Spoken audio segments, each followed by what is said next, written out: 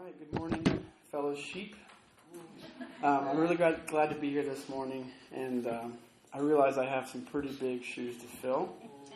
But I want to say that Sean, he does an amazing job, and we're really blessed to have him.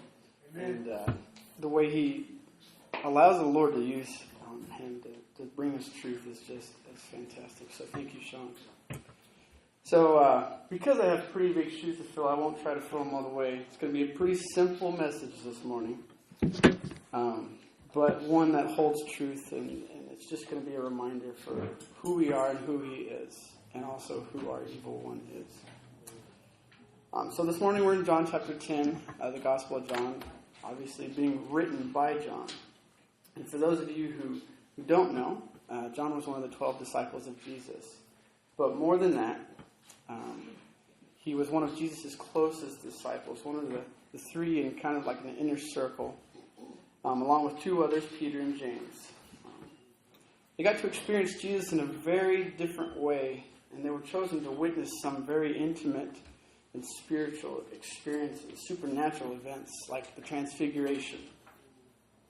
Things like the dead girl being brought to life, the Garden of Gethsemane. They were all three there witnessing this. So if anyone knew their shepherd, it was John.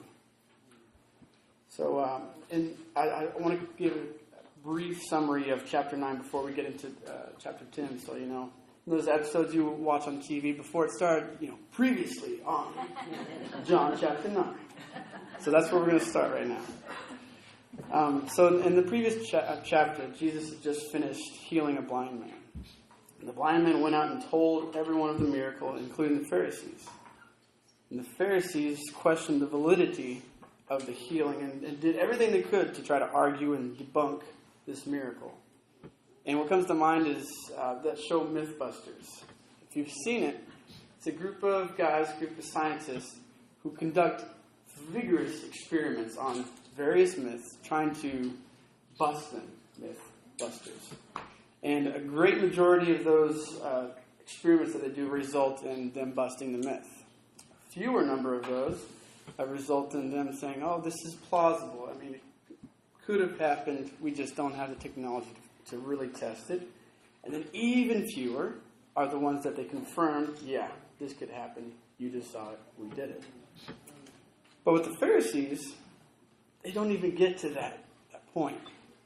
Okay? They do everything to test the myth. They put it through the ringer of experiments, questioning everybody to see if this man was lying or not. They make certain they don't miss any detail, and they come up short. The things the Pharisees do, because they're so blind by pride and self-righteousness, they, instead of saying, this could be true, they kill the truth. And that's what they did with Jesus. But with this blind man, again, they question everybody, and they still don't believe it, and Jesus comes to them later. And He brings truth with them after hearing their disbelief. And that stirs up conflict in the Pharisees as per usual, and Jesus says, for judgment I've come into this world, so that the blind will see, and those who see will become blind. To which the Pharisees responded, so what, are we blind too? And Jesus says, if you were blind, you would not be guilty. Now that you claim to see, your guilt remains. The way I see it is this. See, when you start out blind, you're born blind, you automatically see your daily need for help. Being blind, you operate 100% on faith and dependency. Starting out with sight, you wander through life hardly, if ever, seeing or even seeking help. You operate on less than 100%. Which, by the way, you operate less than 100% on faith and dependency, which, by the way, is way too low. Anything less than 100%, too low.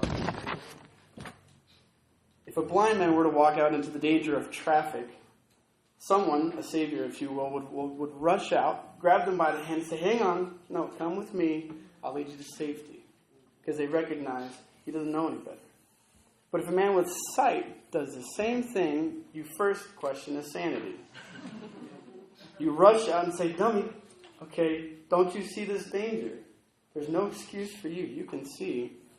Come with me. You obviously can't do this alone. The Pharisees don't like the idea of being called blind. And they're stuck with the idea that they are truth and Jesus has come as a false prophet to steal their sheep. So it doesn't sit well with them. And this is where we get into the passage today, where I want to talk about 3 points, or 3 stops along our journey. The players in the pen, the experiences of the pen, and the golden gate to the glorious pen. And when I was getting ready for this, in Texas we don't say pen. Like, hey, go get the stuff in the sheep pen. So I had to kind of alter it. So it sounds like I'm really emphasizing, I just want to get the word right. So, John chapter 10, we're brought some key role players and a setting. We have a sheepfold, or a sheep pen, and we have a thief, a shepherd, and a sheep. There's other characters like the hired hand and the wolf, but I want to focus mainly on the sheep, the thief, shepherd, and the sheep. Now, starting with the sheepfold, or sheep pen, the pen was secure enough to keep the sheep in with one entrance, guarded by the gatekeeper, and entered only by the shepherd or the hired hands. But it was not secure enough to keep out thieves, the thieves who snuck in a different way. So it says, anyone who enters any other way than the entrance is a thief and a robber. The gatekeeper is at the gate and only ever allows passage to the shepherd. But now let's take a look at some of the separate roles that are introduced. And I want to start with the good thief, the duty of the good thief. And I say good thief because bad thieves are ineffective. You don't see a robber coming into your house and saying, hey, can I take your stuff? And I have a water gun, I'm holding you up. So that's pretty ineffective. So I say good thief because bad thieves are ineffective. So we're looking at the duty of the good thief. In this story, Jesus is using a thief as in representation of the Pharisees. It is definitely not a stretch, though, to include the devil as a role player of the thief. Verse 10 spells out the duty of the thief is to steal, kill, and destroy. But in all fairness to the un-Pharisees, one could make sense, even make a true case, that they wholeheartedly believed that their ways were truth. An example being with Paul, before he was converted. He was so convicted of his mission to shut up the Christians, the new Christians who were trying to infect their Jewish ways. He was so convicted. But it wasn't until he was brought to his knees in total dependency through blindness to the lies in his believed truth that he could see, finally, hang on, I need to take a step back. But the devil intentionally steals, lies, kills, and destroys. His methods, though sneaky, he enters through the pen and he sways the sheep. So he knows what he's doing. He's not convicted and later sees that his ways were really lies. He knows his only language is lies. So he sneaks in. Going back to verse 5, Jesus says that his sheep wouldn't follow a stranger's voice. In fact, they would flee. But the devil is patient. More patient than we are resilient. More patient than we are resistant at times. So he whispers constantly, consistently, persuasively, and they are more recognized. I skipped a bit. So he whispers consistently, constantly. And the more our ears are unguarded, the more strange becomes truth. The more frequent the admission of evil whispers into our heads, the more they are recognized as truth. The end result being, the shepherd is now the stranger, and you flee from him. It doesn't happen overnight. It's a slow fade when you give yourself away, as beautifully written in Casting Crowns' song, Slow Fade. It's a slow fade when you give yourself away. When black and white turns to gray, it's a slow fade. That's the duty of the evil one, a slow fade. That's the duty of the good thief. Now we come to the duty of the good sheep. I say good sheep because a bad sheep is a goat, as you heard in the song earlier. A good sheep needs a shepherd's care. Cannot function on their own. And in fact, Jesus using sheep as a metaphor for his followers is perfect. That is, if you're living a life as a sheep and not as a goat. Sheep live in full dependence and faith in their shepherd. They're harmless and inoffensive. They're useful. They're sociable with one another and sacrificial with one another. If you read through Acts, the early church, they gave all they had to each other, sacrificed time, money, possessions, so that their fellow members could be well taken care of. That's what sheep do. You look at the fruits of the Spirit: love, joy, peace, patience, kindness, goodness, faithfulness, gentleness, and self-control. Those are the qualities of a good sheep. They know their shepherd. They hear their shepherd. They follow their shepherd. But an interesting point I want to make about a sheep is that they're quiet and patient, both in the hands of the shearer and in the hands of a butcher. What a better way to show faithfulness than to be quiet and patient in the best of times, but also in the worst of times. A good sheep blindly follows the shepherd and is confident where he leads. Deliverance can be messy and costly, but the shepherd always knows what's best for his sheep. And finally, we come to the duty of the good shepherd. I say good because if he wasn't good, the story means nothing. We were doomed and were scattered, eaten and beaten, and the only end is death if Jesus isn't good. But he is good, and he is the good shepherd. And I'm just going to stick to the passage alone to describe the duties of the good shepherd, because I could go on and on. But in this passage we find that Jesus, the good shepherd, knows his sheep. He knows his Father. He leads his sheep, calls his sheep by name. He isn't interested in calling crowds to himself. He's too personal for that.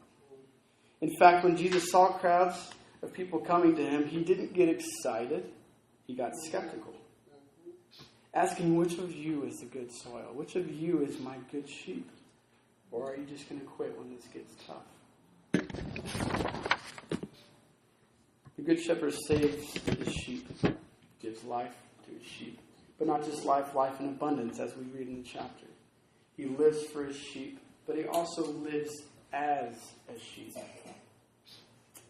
He's not some Brazilian soccer coach who comes into the NFL to coach the Patriots, because that would make no sense.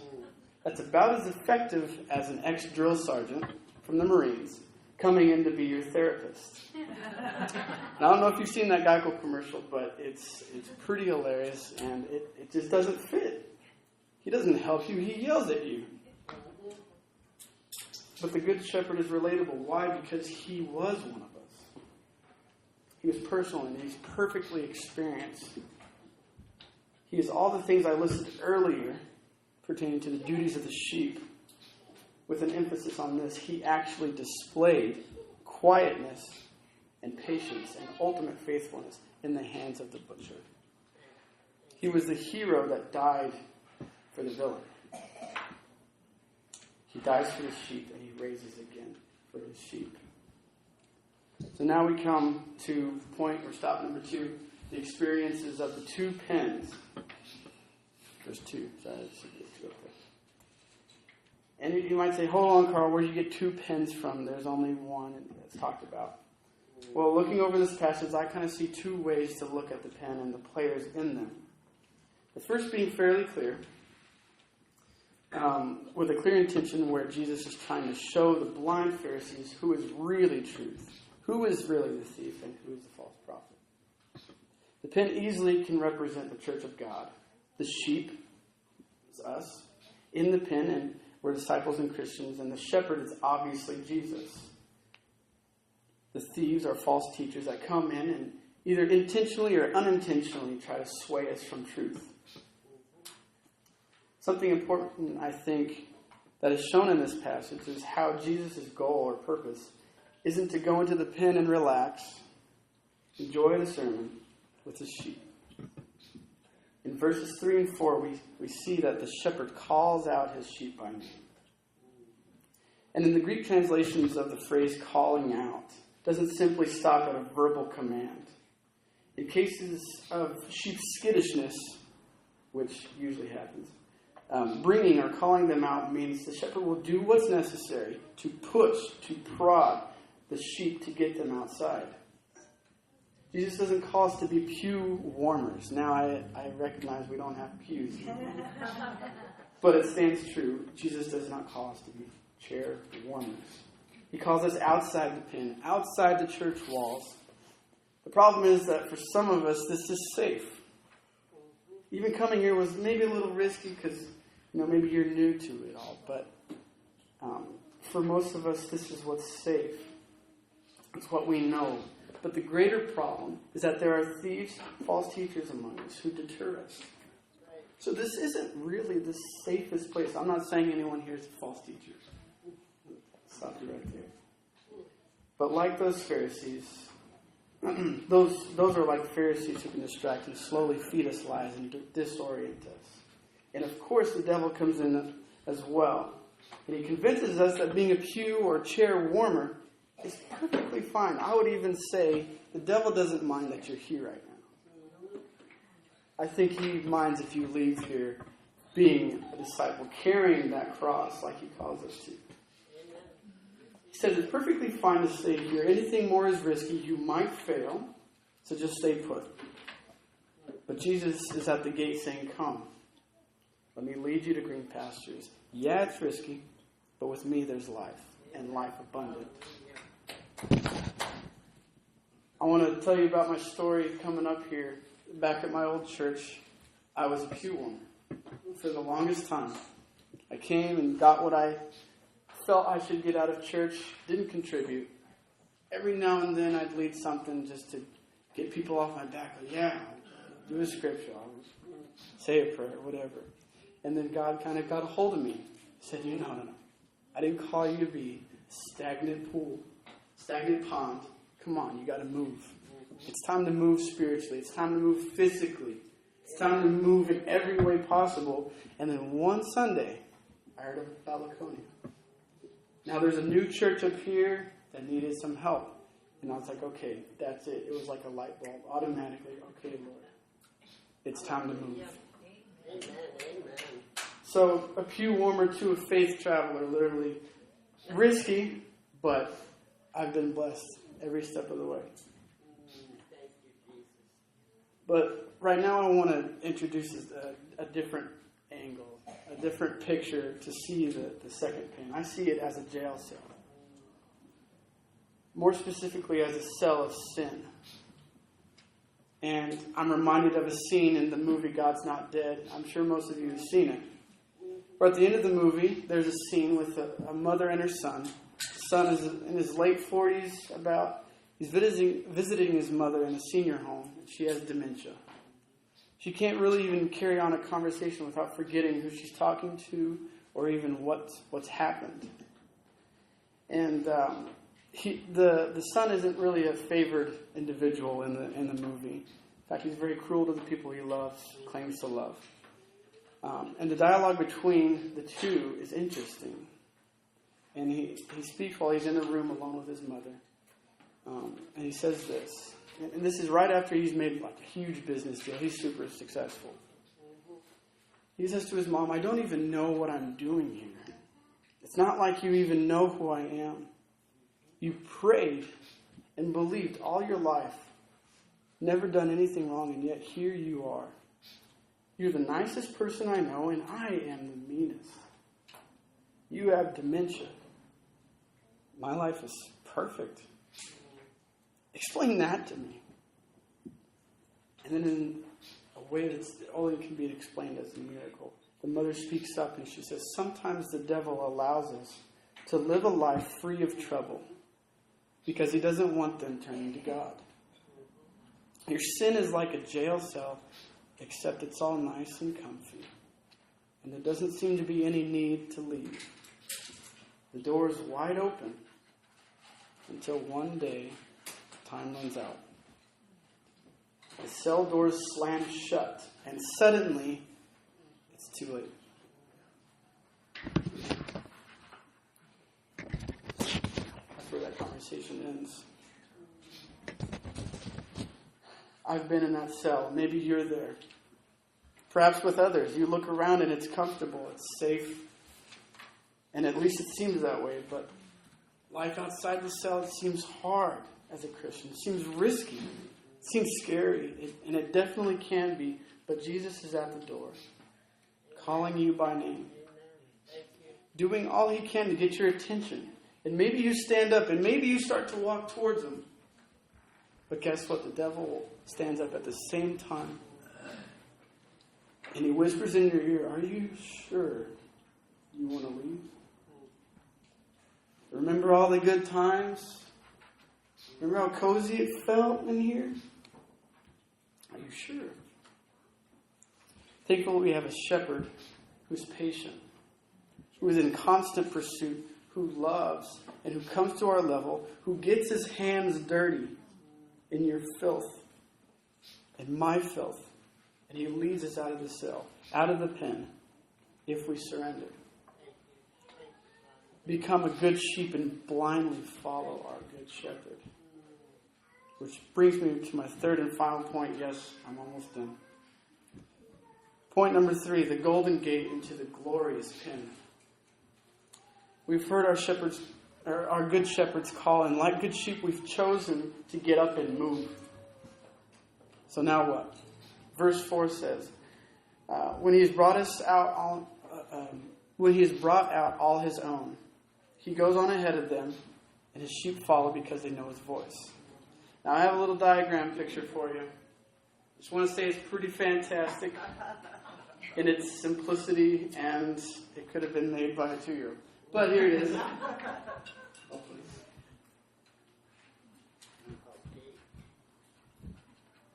This is kind of a diagram of the 2 pens and the journey between them. I don't know. Turn the switch on the side.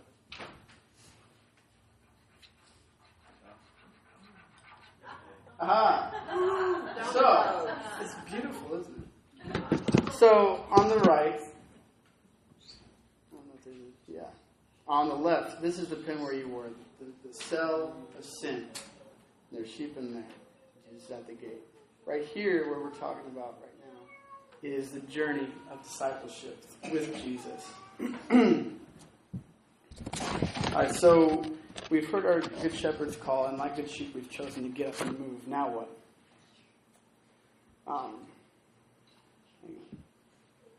Now, obviously, we're aspiring good little sheep, but sometimes we wonder. You see some. And we kind of do this little motion right here. But Jesus, perfect life, straight shot, But we wonder a little bit. This is where last Sunday's lesson is important. We are fragile and curious, and that is a terrible combination. If we're not constantly putting on the armor of God, it's quick and easy to stray from the path, to get wounded, get left behind, and even go all the way back to our cell of sin. Oops.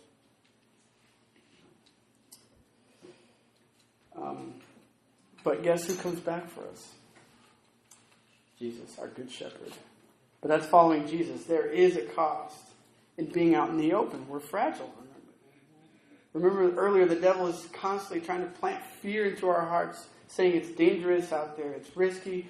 And he would be right. But why is he right? Why is it risky? Because of him. We set foot outside that cell, that church. We claim discipleship to Jesus and actually take up our cross and follow him. You can bet there will be attacks. Are you willing to pay those costs? To lose your friends, lose your status, lose your business, your loved ones, habits, money, possessions? Jesus says in Luke chapter 14, he claims, if you come to him and don't hate your father, your mother, wife and children, brothers and sisters, yes, even your own life, such a person cannot be my disciple. Matthew chapter 19, speaking with the young ruler, the rich young ruler. Sell all your possessions and follow me. It's a cost. Foxes have dens and birds have nests, but the Son of Man has no place to lay his head. You still want to follow me? Matthew 8. Are you up for that? And Jesus says, if you're not, don't even start. Living for Christ, paying that cost is hard. Being a good sheep, impossible. But the same power that raised Christ from the dead now lives in us. Romans 8, verse 11. With man, this is impossible. But with God, nothing is impossible. Matthew 20. Now we have drive. Now we have promise and power to live for Christ and pay that cost. But then we make it to the glorious pen, where there's a cost we can't pay. We're stopped. God comes out, stops the good shepherd, and says, hang on, we got some nice clean sheep up in here. They're nice and clean, and I don't want your sheep coming in here because they're dirty, they're unclean, they're broken, they're sin-driven, and they can't come in. But you, good shepherd, you lived the right life. You're my son, after all. So you can come in. You deserve passage. As for them, the road ends here. Sorry about you. And Jesus turns to us. All laying there, grumbling, sinful, dirty, broken, wretched, ungrateful sheep, tired from our journey. And he turns back and says, okay, how's my life? Exchange my life for their admission. And he was killed. On the cross, he cried out, it's finished. What's finished? His mission as a shepherd, as a lamb led to slaughter, quiet and patient and faithful in the hands of the butcher. What's finished? Your plan for salvation is finished. There's nothing you can do, no plan great enough to pay for the cost of your sins. God is just. Which means there is a cost to sin. Sin brings death, and someone has to pay. That someone has to be perfect, so the payment is permanent. So if and when you find a perfect person, get him or her to willingly give up their perfection for your sin and death, and for my sin and death. But the only one who can meet God's criteria is God. So God sent himself as Jesus to pay the cost for us. His righteousness, his death, functions as payment. He wrote a check with his life, and at the resurrection we all cheered because that meant the check cleared. It became the golden gate to bridge the gap from our despair, sinful, and doomed life to salvation, grace, love, and eternal life in heaven. He laid down while we walked over him. It's all about him. So where are you this morning? Do you find yourself in pin number 1, surrounded by sin and darkness? Maybe you're realizing the darkness just now, and you want to find out how to get out, but you don't know how. Please come. Talk to me. Talk to Sean. To anyone. Maybe you're looking out at the field, counting the cost, and you're wanting to take that first step, but you don't know how. Come. Talk to us. Maybe you're in the middle of the battlefield. You feel too beat up. It's too much. How can I keep resisting the call of the first pin? Please come. We can point you in the right direction. Where are you? The truth is, it doesn't matter. Because Jesus will meet you anywhere. If you feel like you need to make a move, feel like you want answers, feel like you want to take Christ on through baptism, please come, and we'd love to help you. Please stand and sing as we get ready to partake in communion.